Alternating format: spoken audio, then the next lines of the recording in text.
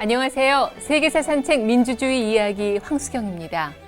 미국 뉴욕항에 서 있는 자유의 여신상은 오른손에는 자유를 상징하는 횃불을 그리고 왼손에는 독립선언서를 들고 있습니다. 영국의 식민지에서 독립하면서 근대 민주주의 역사의 한 획을 그은 미국 독립혁명. 지금부터 그 열망이 살아 숨쉬는 신대륙 아메리카로 함께 가보겠습니다.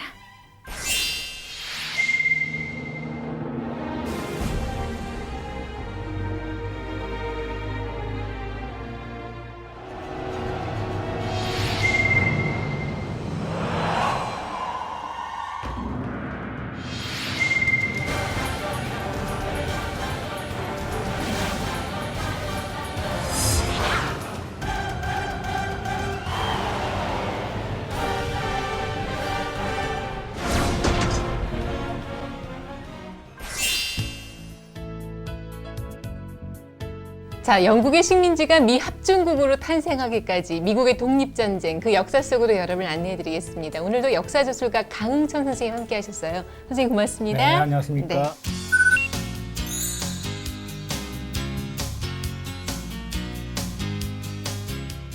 그리고 민주주의 역사 속에 그 정말 흥미진진한 얘기를 그대로 전해주실 작가 이지훈 씨 자리하셨습니다. 고맙습니다.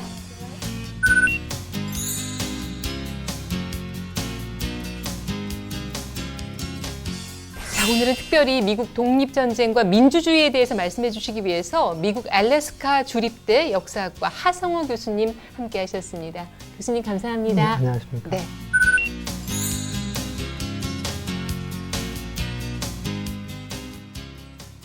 미국인들에게 독립전쟁이라는 거 얼마나 큰 의미가 있을까 싶어요. 제 생각에는 이게 아주 큰 의미가 있습니다. 미국민들이 자기들의 이상과 야망을 펼칠 수가 있었고, 또한 그 미국 그 혁명 중에 네. 미국인들은 어느 정도 자신들의 국가 발전 방향성을 보였다고 생각합니다. 콜럼버스가 에스파냐의 후원을 받아서 신대륙을 발견한 것이 1492년인데 그 당시면은 전 세계적으로 그 식민지 전쟁이 굉장히 크게 벌어지고 있을 때인데 네. 그 아메리카, 이 신대륙의 상황은 어땠습니까? 16세기, 17세기에 그 유럽의 여러 나라들이 네. 북미 그리고 남미를 서로 공략하기 위해서 네. 경쟁을 하고 있었습니다. 그런데 다른 유럽 국가들은 북미는 별로 관심이 없었는데 오직 영국만 북미에 관심이 있어서 결국 13개의 식민지를 건설하고 그리고 총독을 보내서 경영을 했는데 결국 나중에 미국 식민지가 되고 북미를 장악하게 되는 것입니다. 이때 청교도를 포함한 100여 명의 사람들이 그 유명한 메이플라워호를 타고 네. 미국으로 떠나서 2달이 넘는 시간 동안의 항해를 한 끝에 미국 땅에 닿을 수 있었다고 합니다. 네. 그래서 지금의 미국인들에게 거의 1세대의 조상인 셈이죠. 네.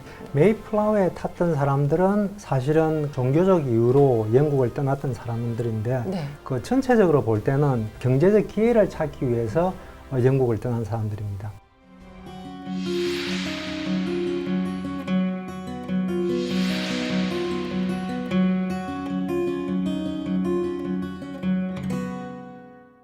근데 이제 미국의 독립을 얘기할 때 우리가 가장 먼저 떠올리게 되는 것이 역시 또 자유의 여신상. 이 프랑스에서 독립을 기념하기 위해서 준 선물인 거잖아요. 네네. 예. 자유의 여신상이 이제 미국의 독립 100주년을 기념을 해서 프랑스에서 보내준 선물인데요. 이게 높이가 무려 46m나 되고 그 무게가 225톤이나 된다고 합니다. 그래서 이거를 214개의 조각으로 나누어서 프랑스에서 미국으로 가지고 와서 다시 설치를 한 것인데요. 이때 당시에 이 자유의 여신상을 조각했던 조각가가 자유를 상징하는 얼굴을 어디서 찾을 수 있을까 고민을 하다가 결국 자신의 어머니를 모델로 삼아서 자유의 여신상을 만들었다고 합니다. 아, 그렇군요. 그러니까 그야말로 정말 어떻게 보면 프랑스가 선물로 보내면서 영국에 보라는 듯이 약간 좀 상징적인 의미가 큰 건데 그만큼 이제 그 시기에 이제 신대륙을 차지하기 위해서 프랑스와 영국이 아주 치열한 전쟁을 벌이고 있는 그런 시기잖아요. 그렇죠. 예. 뭐 이 17세기는 그야말로 유럽을 보면은 전쟁으로 날이 밝고 전쟁으로 날이 저무는 뭐 그런 시기였다고 해도 과언이 아니에요. 네. 여러 차례 왕위 계승 전쟁이니 유럽 대륙 내의 쟁탈전을 겪으면서 그 주도 세력이 점점 영국으로 가게 됩니다. 그러니까 자본주의 체제 자체도 이제 정착되어 가는 과정에서 영국이 주도권을 쥐고 프랑스가 맹렬히 그 뒤를 쫓아가면서 이제 영국이 가진 기득권을 빼앗아 오려고 하는 이런 쟁탈전이 17세기 내내 벌어지는 것이죠. 네. 사람이 살아가는데 항상 돈이 중요한 것 같습니다. 특히 나라 간의 관계에서도 돈이 중요한데 7년 전쟁은 그 지금의 캐나다를 장악하고 있던 프랑스와 그리고 미국의 동부를 장악하고 있던 영국이 네. 서로 충돌하는 것입니다. 네. 7년 전쟁이 끝나면서 가장 중요한 결과는 영국이 북미 대륙에서 프랑스를 몰아낸다는 것입니다. 영국의 입장에서는 중요한 승리지만 또 다른 한편으로는 재정적으로 이것은 아주 큰 곤란을 겪게 되는 것입니다. 왜냐하면 7년 전쟁 중에 영국은 자기 군비를 조달하기 위해서 많은 빚을 지었습니다. 네. 그러니까 빚을 갚기 위해서 어떻게 할 것인가 생각을 해보니 영국 제국 중에서 가장 부유한 지역 중에 하나가 미국이었던 것입니다.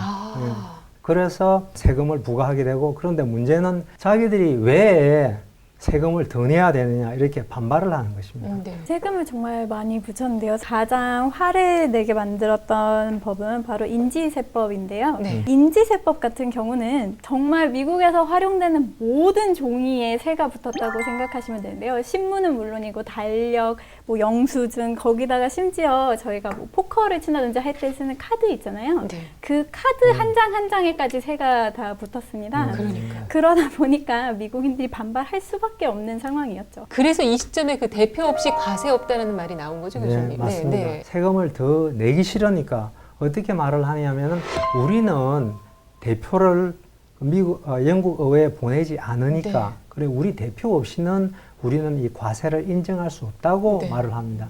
그런데 영국 정부의 입장은 영국 의회가 단지 영국 사람들, 영국 그 섬에 있는 영국 사람들의 이익만 대표하는 것이 아니고 네. 영국 제국의 모든 사람들, 이 사람들의 이익도 다 대신해서 대표하고 있다. 이렇게 하는 거예요. 그러니까 두 가지 원리가 충돌하는 것입니다. 그래서 결과적으로 식민지에서는 영국산 제품을 불매하는 운동까지 벌어졌는데요. 그렇죠. 자신들의 이름을 이제 자유의 아들단이라고 붙이게 됩니다. 굉장히 거창한 이름인 것 같은데요. 네. 이들이 영국에 저항하고자 데모와 폭동을 일으키게 되는데요. 이를 보고 영국 정부에서는 결국 인지세법을 폐지하게 됩니다. 네. 그런데 세법 폐지했다고 즐거워할 찰나에 새롭게 타운샌드 법이라고 해서 영국에서 수입하는 차라든지 종이라든지 하는 것들에 모두 세금을 매기게 되는데요. 결국 이것도 다시 폐지가 되게 됩니다.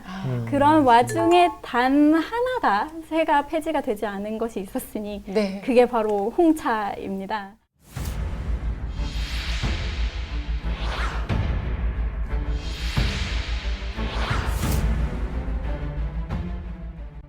칠 년 전쟁의 결과의 하나가 영국이 캐나다를 장악하는 것뿐만이 아니고 사실은 그 인도를 장악하는 것도 그때 7년 전쟁의 결과입니다. 네. 인도를 장악하고 나서 영국 정부는 거기에 이스트 인디아 컴퍼니라는 그러한 회사를 만들었습니다. 네. 영국 정부는 돈은 없으니까 그 이스트 인디아 컴퍼니가 가지고 있는 티를 이렇게 싸게 팔 수 있게 해서 전 세계에 그 독점을 하게 하자.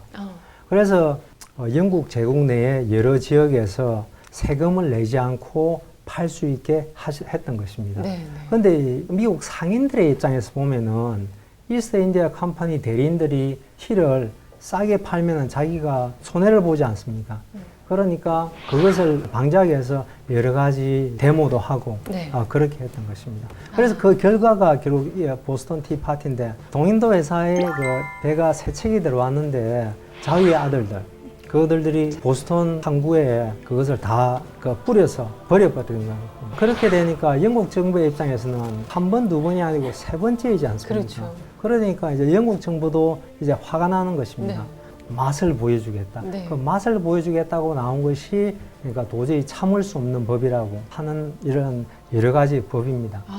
그 법 중에 하나가 무엇이냐면은 보스턴 사람들이 버린 차, 그게 한 10만 파운드 정도였는데 이것을 배상을 하라는 것입니다. 배상하기 전까지는 보스턴 항구를 이용할 수가 없다. 이렇게 하는 거예요. 그러니까 이게 경제적으로 큰 문제가 되는 겁니다.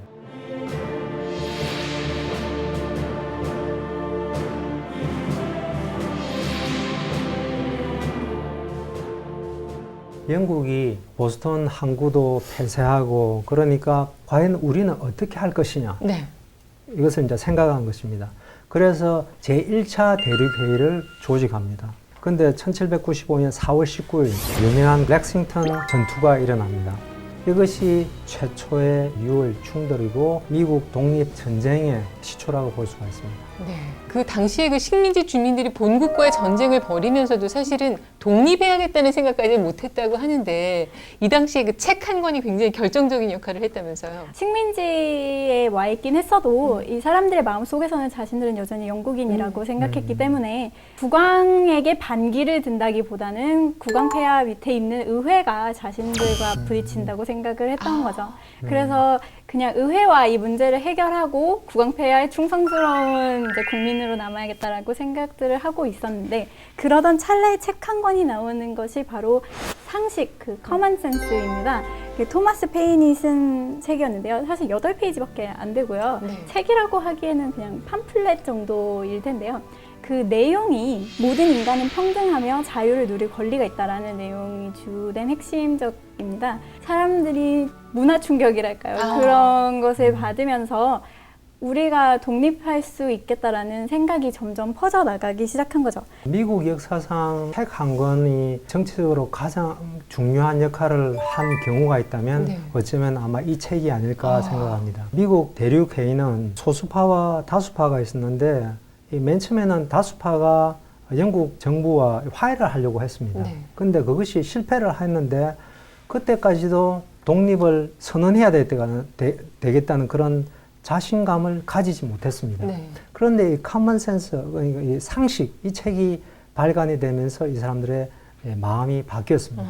영국 국왕이라는 것이 아버지와 같은 존재, 어떤 그런 감정이 남아있어요. 지금 기분은 나쁘지만 차마 어떻게 그렇지 않습니까? 어떤 마음인지 이해가 되네요. 기저에는 약간 상징과 같은 아버지와 같은 그런. 그렇죠. 근데 이제 상식에서 그 말하고 있는 것이 왕이 잘못됐다.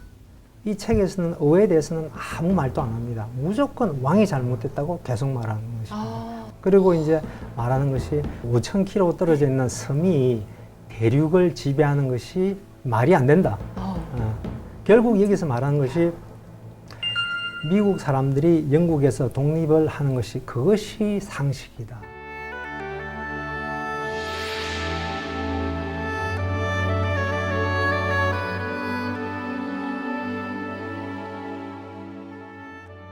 이 상식이라는 책에 보면은 이 군주제라든가 세습제 이런 거는 성경에도 나와 있지 않은 거다. 이거는 완전히 그 인간의 상식에 이제 위배되는 거다라는 이런 주장을 하는데 감히 왕 없이 우리끼리 한번 이제 살아보자라는 그런 생각, 이 공화제에 대한 생각을 이 사람들이 이 시기에 할 수 있었는지 그게 참 그 대단히 용감하고 아주 저 진취적이라는 생각은 드는데 그래도 거기 어떤 사상적 또는 역사적 배경 같은 게 있을 거 아닙니까? 그게 궁금해지는데요. 그러니까 이런 과감한 이론을 내면서 미국의 사람들이 이것이 우리가 독립을 하고자 하니까 이것이 우리에게 도움이 된다. 이러니까 그 사람들이 또 받아들인 것입니다. 네. 그래서 이 자유주의 이론과 이 공화주의 이론 두 개가 같이 이 당시 미국 식민지에 들어와서 이 미국 혁명을 정당화하는 이론. 그러니까 토마스 페인에게도 이러한 사상이 나타나고 토마스 제퍼슨이 기초한 독립선언서에도 나타나는 그러한 이론들이 되지 않았나 그렇게 생각합니다. 네. 이 토마스 제퍼슨은 버지니아 출신으로 당시에 고작 33살밖에 안 된 굉장히 젊은 사상가이자 문필가였습니다. 그러면서 이 토마스 제퍼슨이 훗날 미국의 세 번째 대통령이 되는데요. 세 번째 대통령이 되었다는 사실이 만약에 저라면 그게 제 인생에서 가장 자랑스러웠을 것 같은데 토마스 제퍼슨은 자신의 그 묘비에 자기가 독립선언문을 작성했고 대학교를 설립했다는 이야기를 써놓았다고 해요. 네. 그만큼 대통령이었던 것보다는 자신이 독립선언문을 만들었다는 것이 가장 자랑스러웠던 성과였다고 생각할 수 있겠죠. 독립선언서를 쓰게 되는 그 과정에서 가장 중요한 두 사람은 존 애덤스와 타머스 제퍼슨입니다. 사실은 존 애덤스의 연배로 보나 정치적 경력으로 보나 그 초안을 쓰기에 오히려 더 적당할 수도 있습니다. 물론 타머스 제퍼슨이 글도 더 잘 쓴다고 알려져 있었지만 무엇보다 중요한 것은 타머스 제퍼슨이 버지니아에서 왔습니다. 그러니까 버지니아가 당시 가장 큰 주였기 때문에 이 버지니아의 협력이 없이는 또 버지니아의 어떠한 강력한 지지가 없으면 독립혁명에 성공하지 않을 것이라 생각하고 존 애덤스가 타머스 제퍼슨 보고 당신이 쓰시오 하고 추천한 것입니다. 또 다른 재미있는 인연은 존 애덤스와 타머스 제퍼슨이 1826년 7월 4일 똑같은 날에 죽었습니다. 딱 독립혁명 50주년 기념일에 미국 건국의 중요한 두 사람이 똑같은 날에 죽은 것입니다. 그러니까 당시 미국 사람들이 이것은 어떠한 하나님의 계시다. 이 미국을 축복하는 하나님의 계시다. 이렇게 말하십니다. 그러니까 이 두 사람은 살았으나 죽었으나 이 미국을 위하여 큰 기여를 했다고 볼 수가 있습니다. 네.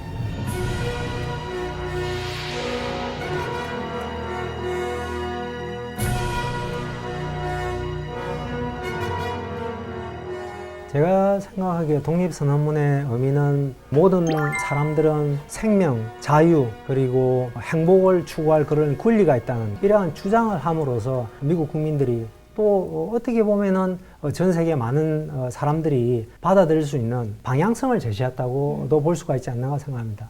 실제로 미국의 독립전쟁에서는 흑인들도 비록 노예 신분인 사람들이 많았지만 적극적으로 그 독립전쟁에 참여했던 걸로 알고 있거든요. 근데 이런 흑인과 관련해가지고 우리가 잊어서는 안 되는 역사적인 사건이 있어요. 그게 이제 그들을 이제 아프리카로 보내서 자신들의 고향인 아프리카에서 자유를 찾게 해주자. 이렇게 하면서 적극적으로 흑인들의 이주 운동을 펴니다.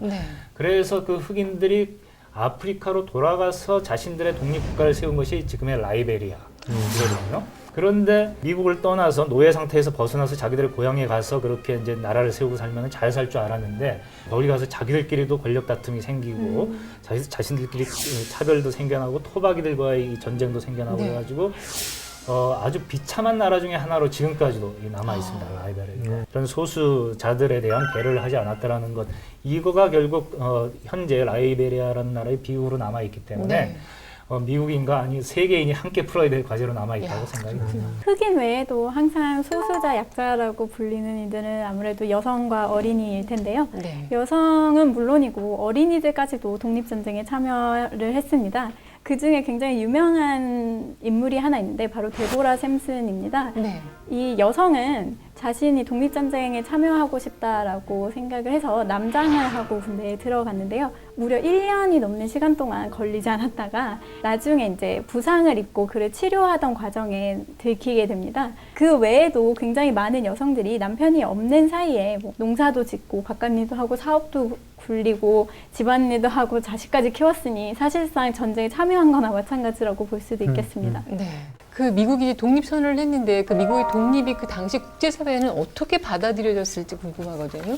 엄청난 충격이었겠죠. 뭐 이건 당시 유럽은 다 왕정 국가 아니었겠습니까? 유럽에서도 가장 잘 나가는 영국에 딸려있던 식민지, 그것도 다른 나라들과 치열하게 싸워가지고 쟁취한 식민지 아닙니까, 영국이. 그 나라가 딱 독립을 하는데 왕이 없는 나라 누가 좋아했겠습니까? 거기에 대해서 충격과 그다음에 반대를 하는 분위기였는데 영국의 라이벌이었던 프랑스 입장에서 나의 적은 나의 동지다라는 그런 논리에서 프랑스는 미국과 이제 일종의 동맹 아닌 동맹을 맺고 지원을 했죠. 당시에 그 상황은 약간 역설적이긴 하지만 프랑스가 아직은 군주 국가였었는데 이 미국의 그 공화제로서의 독립을 지원했고 나중에 그런 것이 다 영향을 미쳐서 프랑스 자신이 왕정을 폐지하고 공화제로 가는 그런 길도 됐다는 게 역사의 아이러니이면서 교훈인 것 같습니다. 당시 미국이 문서상으로서는 독립을 쟁취를 했지만 실제로는 어떤 독립국가로서 유럽에서 별로 인정을 안 해줍니다. 그러다가 1812년부터 1815년 1월 달까지 있었던 1815년 전쟁에서 미국이 영국과 한 번 더 싸웁니다. 한 번 더 싸우고 그때 일종의 무성부입니다. 당시 영국이 누굽니까? 영국은 유럽에서 가장 강력한 군대, 해군을 가지고 있는 그런 나라인데 그런 나라와 두 번을 싸워서 무승부를 한 것입니다. 그렇게 되니까 미국 사람들 자체가 우리는 좀 실력이 있는 국민이구나. 그때부터는 점점 자신감이 생기면서 그 이후에는 이제 국제 문제에는 어느 정도 걱정은 안 해도 되고 이제는 국내 개발을 하자고 합니다.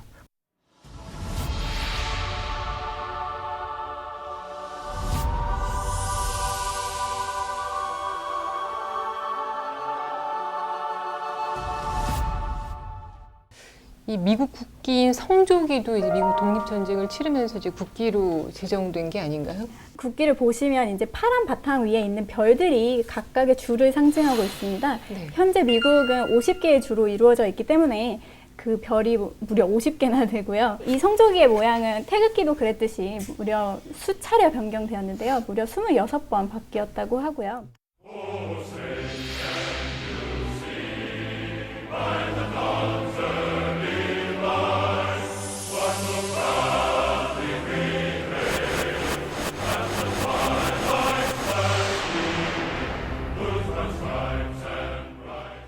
독립전쟁을 승리로 이끈 조지 워싱턴은 미국의 초대 대통령이 되게 되는데요. 이 미국을 안정시키고 운영하면서 조지 워싱턴은 무려 2차례나 대통령을 하게 됩니다. 세 번째에서 이제 조지 워싱턴이 이제 그만하겠다라고 하자 사람들은 그래도 세 번째도 대통령을 할 것을 권유를 했는데요. 조지 워싱턴은 그것을 거절하고 대통령직에서 물러나서 이제 은퇴를 하게 됩니다.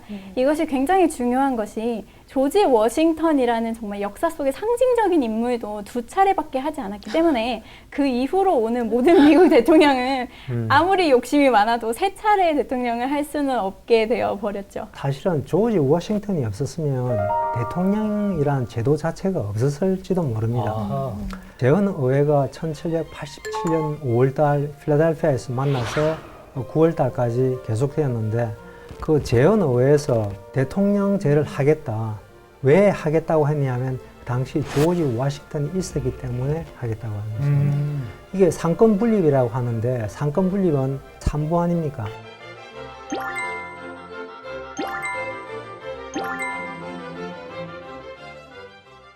이 한 명에게 미국 연방정부의 모든 권력의 3분의 1을 주는 것입니다. 일종의 왕이라고도 볼 수가 있습니다. 어느 정도. 이러한 어마어마한 권력을 줄 수 있는 사람이 누구인가? 네. 그러니까 오직 조지 워싱턴만 줄 수가 있다. 그러니까 조지 워싱턴이 없었다면은 아마 대통령제를 시작을 안 했을지도 있지 않을까. 그런 저는 그렇게 생각합니다.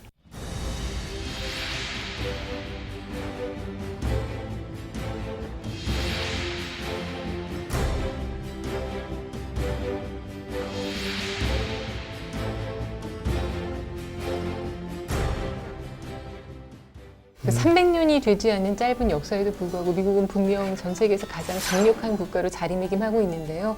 그러기에 사실 그 절대 왕정이 기세등등하던 그 시절에 이뤄낸 독립전쟁, 그 독립선언이 더 큰 의미를 갖는다고 할 수 있을 것 같습니다. 자, 세계사산 책 민주주의 이야기 오늘은 여기서 인사드리겠습니다. 여러분 대단히 고맙습니다.